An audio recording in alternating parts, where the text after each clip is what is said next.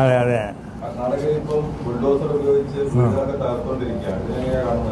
അല്ല, അത് നമ്മൾ നിങ്ങൾക്കൊരു സംഗതി തന്നിട്ടുണ്ടല്ലോ. അതായത് വികസന കാഴ്ചപ്പാടുകൾക്ക് സമസ്ത ഒരിക്കലും ഇത് നിൽക്കാറില്ലെന്നും വികസനത്തിൻ്റെ പേരിൽ നിർദ്ധരായ മനുഷ്യരുടെ കിടപ്പാടം ഇല്ലാതെയാക്കുന്ന നടപടിയോട് സമരപ്പെടാനാവില്ലെന്നും സമസ്ത കേരള ജമിയത്തുൽ ഉലമ. അപ്പോൾ അവർ വളരെയധികം പ്രയാസം അനുഭവിക്കുന്ന ആളുകളായിട്ടാണല്ലോ അങ്ങനത്തെ ഒരു സ്ഥലത്ത് അവർ താമസിക്കുന്നത്.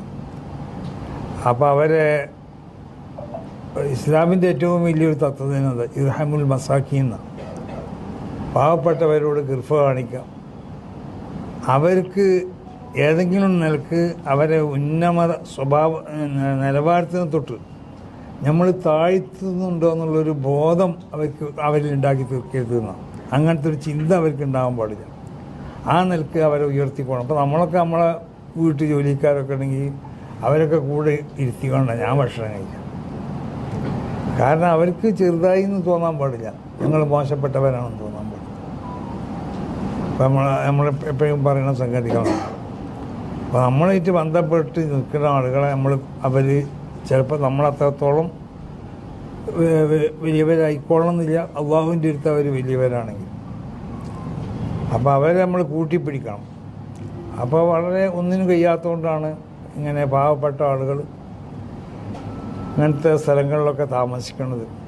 അപ്പോൾ അവരെ ഇനി എഴുത്ത് കൊടുത്താലും അവരോട് ഒഴിഞ്ഞു തരണമെന്ന് പറഞ്ഞാലും അതിനുള്ള മാർഗങ്ങൾ എന്തെങ്കിലും നിങ്ങൾ സ്വീകരിച്ചിട്ടുണ്ടോ? അതിന് മറ്റുള്ള എല്ലാ ആളുകളും നിങ്ങളെ സഹായിക്കാൻ തയ്യാറുണ്ടോ?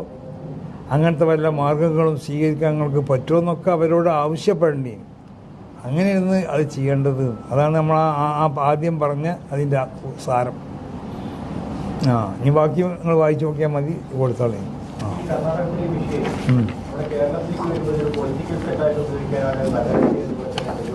അത് കർണാടകയിലും അങ്ങനെ തന്നെയല്ലേ എല്ലാവരും ആ വിഷയം. ഇപ്പോൾ കർണാടകയിൽ BJP-ക്കാരും അങ്ങനെയല്ലേ പറയണത്. വലിയ മോശമായി എന്നല്ലേ ഈ പൊളിച്ചത്, അല്ലേ? അപ്പോൾ അതൊരു പൊളിറ്റിക്കൽ പാർട്ടിൻ്റെ സ്വഭാവം എല്ലായിടത്തും അങ്ങനെ തന്നെ. രാഷ്ട്രീയ പാർട്ടിയാകുമ്പോൾ അവരെ രാഷ്ട്രീയത്തിനേക്ക് ഏതെല്ലാം നിലക്ക് ജനപിന്തുണ കിട്ടുമോ, മറ്റുള്ളവരെ എത്രമാത്രം ഇടിച്ചാൽ അത് ശ്രമിക്കുമല്ലോ, അതിൽ പെട്ടതാണത്.